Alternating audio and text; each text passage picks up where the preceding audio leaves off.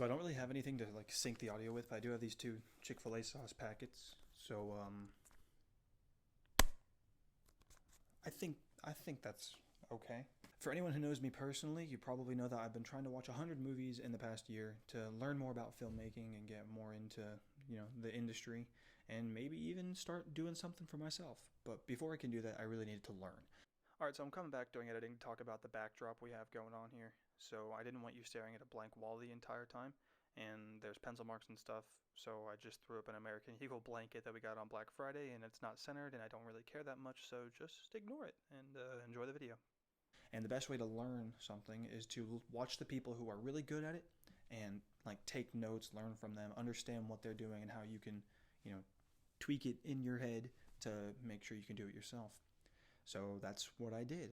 I watched 100 movies. Some of them are classics, some of them just came out in 2020, and some of them are not so much classics, but just movies that I've been wanting to see for a while. I ranked all of them. There's 1 to 100, and 100 is the worst, 1 is the best. And these are just any movie that I watched this year that I haven't seen before. These aren't like a particular studio or director or anything. I did watch a lot of the same directors this year, though, a lot of the same actors. And I tried to pay closer attention to movies that came out in 2020 toward the end of the year. It was not, it probably could have been a lot easier if I didn't procrastinate. I ended up watching about 10 movies in the last week of December because I just thought I had more time than that. I started out with 8th grade in the beginning of the year around January, and my last movie I watched was on New Year's Eve, and it was the Death to 2020 documentary that Netflix put out. So that's a pretty fitting way to end 2020. There's going to be a lot of hot takes on this list, I think, because a lot of these movies are beloved by a lot of people, and for some reason I may not have liked them that much. I am going to talk a little bit about each movie and a little bit of my thoughts, but I'm not going to give a whole review about it because I don't want to take too long getting through this. I kind of want it to just be snappy. I want you guys to see what I have to say, but I'm not going to tell you everything. If you do want to see what I have to say about all of these movies, I have a letterboxd account. If you don't know what letterboxd is a website where people can rank movies, can rate movies and write reviews about them. It's kind of like Facebook but with movies.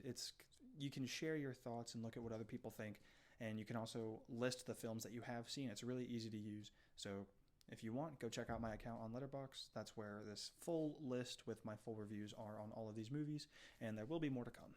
One huge disclaimer about this list is that there are a lot of really good movies that are around the 40 to 50 range, and it's just because the movies that I watched are all like classics and all regarded as really good movies. So because of that, there are a lot of good movies lower on the list than they would be if you were just talking about like a best movies of all time list. But because I was trying to learn and trying to understand good filmmaking techniques, naturally I watched a lot of really good movies. But don't you worry, there's some bad ones on there too. Speaking of bad movies, let's just go ahead and get right into it, starting with the worst movie that I watched this year. Oh, brother, this guy stinks! Watched this for the meme and ended up hating every second of it. This should just be exiled from reality, honestly. The story is great, but the film that tells the story is kind of the real problem here. I totally understand Disney's approach to telling a more authentic tale of Mulan, which means they included more action sequences, but it hasn't really seemed like Disney figured out how to shoot an action sequence with this movie. So I guess I just forgot to record my American Pickle thoughts, but basically Seth Rogen as a millennial made me very uncomfortable. Probably the hottest take on this list. This film was designed to induce anxiety, and I'm not a very anxious person, so I didn't really feel much. This is just really boring.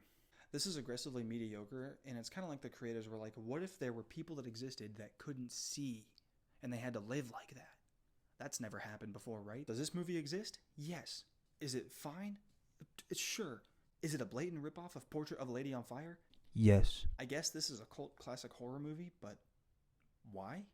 It's just kind of vulgar, and the first time I watched it was in 2020, and this is very 2006 humor. But I think this style of movie is really smart. I love mockumentaries, and I honestly really love Sacha Baron Cohen. Leonardo DiCaprio screams for 2.5 hours and won an Oscar, and it's an okay movie. Bong Joon-ho's first movie will always be better than anyone else's first movie, and that's how it should be. I kind of liked the first one, but this was just bad. They only focus on Laura Jean and Peter for like 15 minutes in the whole movie, and that's kind of like the driving force behind the whole series, and it just sucked. Also, Butterfield really can't pronounce his R's in an American accent. But that said, it was still a decent movie, but it has really good music selection. This is just so 1980s that it hurts. It's a fun Star Wars movie. I mean, what more could you ask for? This was nominated for Best Picture, and I've never really been able to figure out why. Bong Joon-ho, but monsters. It's a little too long, but other than that, I really like Ethan Hawke, and his performance in this is really strong, but I never got into the movie. I'm not a fantasy guy, but this made me one for just under 3 hours. Stephen Hawking rocks, and Eddie Redmayne does too. This was a really cool idea and a really touching and beautiful story, but there was like 4 different times where I thought it was going to end, and then it just kept going. This is a good movie, but like, why did it win Best Picture? There was more enjoyment in the scenery and cinematography than the actual movie for me, but hey, Willem Dafoe. I'm not a fantasy guy, but this made me one for just under 4 hours. Touching story, great acting, not much more. This is very overhyped. I mean, it's good, but it's still overhyped. I'm not a fantasy guy, but this made me one for just under 4.5 hours. This is a really good example of a movie that has great craftsmanship, great acting, writing, great cinematography. There's a lot of good things about the filmmaking parts of it, but I personally never got into the movie, and I couldn't really relate to it. And I know that with this kind of movie, you're supposed to be able to relate to it no matter who you are, and I guess I can a little bit, but not really. Pixar made a pretty good animated movie, but it kind of just blends in with some of their more mediocre ones. It looks pretty. I was just a little bored. It's not my thing. I'm probably not artsy enough to understand it. This is just a really good showcase of why Christopher Nolan needs to direct and write his movies, not just direct someone else's script. It's a classic, and it will never not be a classic, and I finally understand why people would call me Boo Radley in middle school. I'm going to catch some flack for this, but Interstellar is probably the most disappointing Nolan movie. It's so shallow to me. I never get into the story whenever I watch it, and it's more spectacle than substance. I mean, it's alright, like... This was the last movie I watched of 2020, and that could not have been a more fitting ending. It's a political satire that focuses mainly on the political climate in America and also the pandemic, but they have like real actors stand in for some of the interviews. It's really funny, and I think a lot of people should watch it. This is a really cute animated musical that came out this year, and I would suggest checking it out. It's got some good music.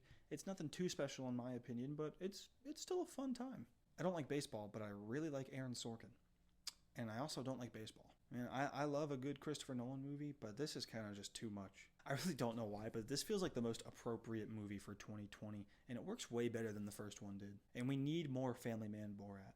Denzel Washington plus Tom Hanks plus a courtroom equals great movie. The whole movie is just him yelling and arguing with people before product launches, and you never really get to know more about the characters. This could not be more British if it yelled pip pip doodly doo and threw a biscuit at me. Greta Gerwig rocks, obviously, and this is a timeless classic told in a kind of modern and updated way, and it lands on its feet perfectly. Baymax. That's it. 12 Years a Slave. Oh, come on. Yeah, so the gimbal that I have for my phone ran out of battery, and it collapsed on itself like that, so I had to find a really old tripod and prop that up, so now there's a completely different camera angle. So, yeah, this is going really well. If you wanted some more perspective on how many really good movies are on this list, 12 Years a Slave is 55th on my list, and this is an Oscar-winning movie. Specifically for 12 Years a Slave, this has some of the best direction and acting I have ever seen. This has 0 orchestral music in the entire film, and it results in tension you can literally cut with a knife. The best way I could sum up Fargo is if I actually talked in a Minnesota accent, but I tried, and it sounds awful. Ferris really sucks as a friend, but this is a damn good movie. David Fincher tackles crime like no one else ever could, and frankly, they shouldn't even try. I felt a lot during this movie, and I don't really know why, but I kind of like it. This is a really good movie about how America has alienated the importance of rituals in societies like the one in Midsommar, but this movie is very long, so you kind of get bored or taken out of it every now and then. And I say that even though I would definitely buy a ticket to a 3+ hour director's cut. This is truly disturbing and fantastically filmed. There's so much unnecessary exposition though, but after that it gets real good. This film is so southern, and I just love it. Additional points for having real NASCAR drivers have cameos. You know, I get it. One of the greatest movies of all time, did a lot for cinema and how movies can be filmed and even like shown and how characters are developed. And I can appreciate that without saying it's one of my favorite movies. This is the same kind of feeling as Citizen Kane. It changed cinema and how sci-fi and cinema in general works and how films are shot and produced, but I couldn't get into it, and I don't know why. This movie does a lot to show ambition and self-absorption and the effects that they have on family relationships, and it's a way better Adam Sandler performance than Uncut Gems. The action and cinematography in this movie, for some reason, is way more fun for me to watch than most any other MCU movie.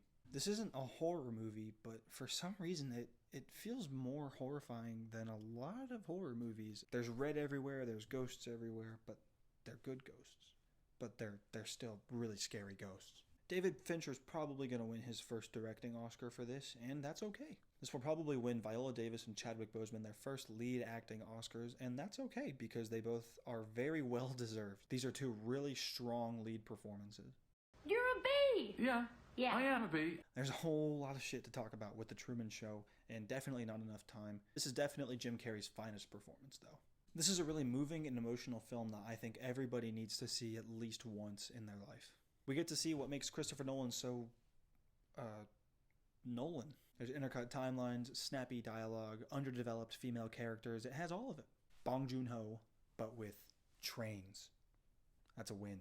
I struggle with putting this film below a lot of the other ones coming up on this list. I think the only reason I did is because I don't know why Sally Hawkins had to fall in love with the fish lizard man. This has a really weird blend of learning from Ray Kroc's perseverance and also learning not to be Ray Kroc with how he screws over the McDonald brothers over and over again. Now this is exactly how I think low-budget indie films should look.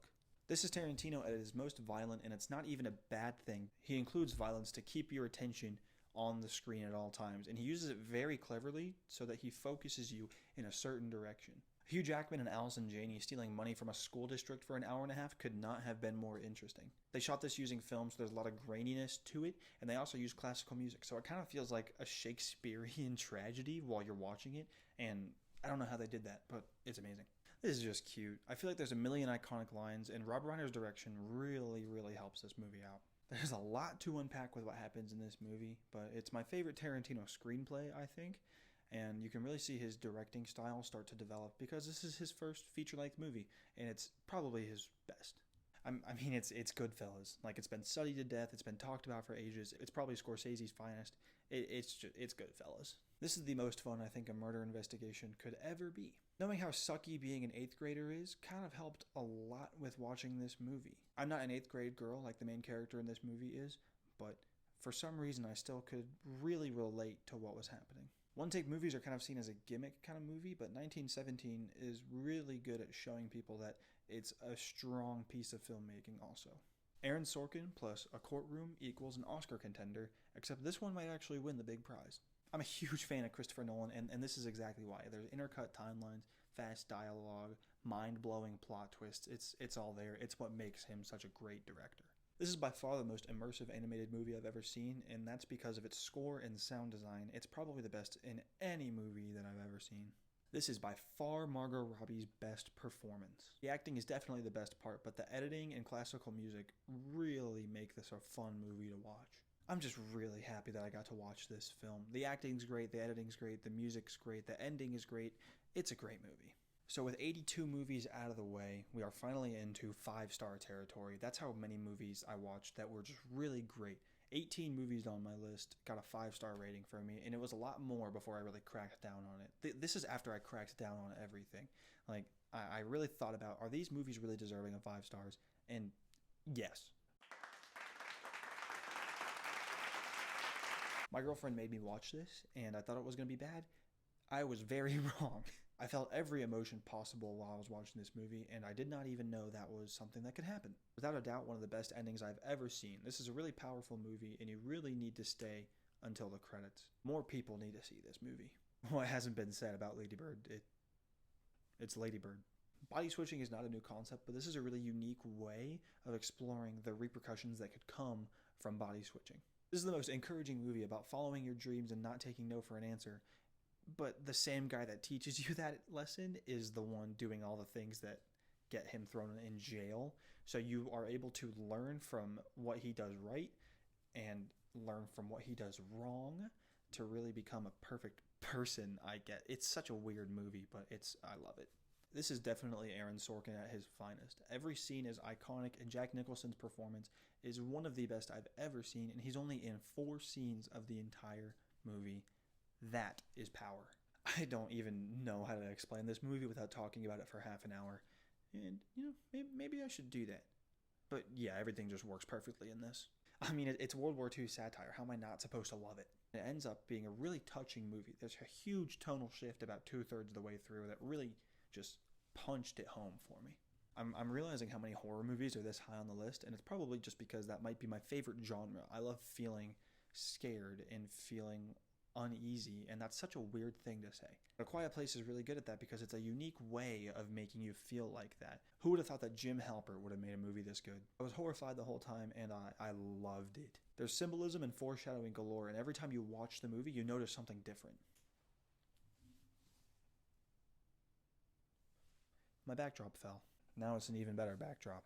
I was having a really shitty day at college whenever I was watching this movie. I laid in my bed from 4 p.m. one day till 7 a.m. the next day and just didn't want to do anything. I realized this was on Hulu, watched it, and it instantly changed everything. I felt warm and cozy like I'd never felt before. Every frame is just perfect, and I don't know how else to talk about this movie. Weirdly, this is an Andy Samberg movie that has themes of existentialism, and they hit you really hard. The writing is amazing. The jokes land every single time. This is such a good movie. It's a courtroom drama told in real time. I mean, how boring. That's what you'd think, and then you watch and you realize that this is just one of the most exciting stories of all time. There's 3 things that make this such a great movie. One of them is the pacing. It's perfect. The editing, the cinematography, it's genius. One of them is the characters. Each character deserves their own spin-off movie. And the third one is the fact that this is a 1950s movie making a statement about prejudice. That is big. The one thing I say a lot when I'm talking to people about Hereditary is that it's meant to horrify you, not to scare you. Ari Aster wants you to feel like this is something you could live through, and he wants that to spike your adrenaline to the point where you are on the edge of death. That is exactly what thrill is. You get very close to death without going over the edge, and Ari Aster wants you to get as close to that edge as possible. This is a great way to inform people that everyone has a purpose, everyone has a spark, everyone has a reason to live, that there's beauty in life, that there's infinite number of things to live for. I don't know how Pixar does it. This is honestly one of their best movies. All right, so we're at the top 3, and I just want to say something. I had a rating system for a good portion of the year, and I watched all 3 of these movies while I was still rating movies that way. And these are the only 3 movies that I think deserve a 100 out of 100. They are perfect, and I'll explain why. There is nothing scarier to a child than disappointing your parents, and this movie focuses on the father-son relationship, which obviously hits really hard with me. I had to restart this after the first 20 minutes because I couldn't see Steve Carell as anyone other than Michael Scott, and I thought, this man is putting everything he can into this performance. It's disrespectful for me to not take it seriously. So I started the movie over, and I could not get enough of it. Perfectly written, perfectly directed, and expertly crafted. There is nothing wrong with this movie. This is a horror movie not because it scares you, but because it terrifies you. It makes you believe in what is actually happening in the movie. I really don't think that a movie could have done that if Jordan Peele was not directing and writing it. So Jordan, you got to keep making movies. And finally, we're at number 1. The best movie I watched this year was Parasite. Obviously, this is one of the best movies I have ever seen. The direction, the music, the visuals, the writing, the acting, the editing, this is a perfect movie. This is literally a perfect movie. I've learned so much about filmmaking and production design from this movie. I'll never forget it. Every time you watch the movie, you notice something different about the story or the visuals and how they all connect and how every detail is meaningful and has a story behind it. Each character is amazing in their own way. Obviously, my brain can't function while I'm talking about this movie for too long, so I'm just going to cut it off there. Thank you guys so much for watching to the end of this. I had a lot of fun doing this, and I encourage a lot of people, if you want to get into filmmaking or really anything, just set a goal for yourself and reach it. That's what I did. I learned a lot, and I want to keep doing it, so I'm going to try and hit 100 movies every year. until I don't want to anymore, so that could be a very long time. I also want to use this channel to put out some more reviews. I am going to post them on Letterboxd. Once again, that link is down in the description. Tell me what you think about what I said in this video. I want to hear your takes. Post them in the comments. And honestly, check out some of the movies on this list. Anyways, I think this is getting to be a very long video. You can tell because I slowly had to stop relying on the outside lighting and turn on a lamp inside this room. I just want to thank everyone again for watching. My name is Bradley, and hopefully I'll be posting more in the future. So, see you later.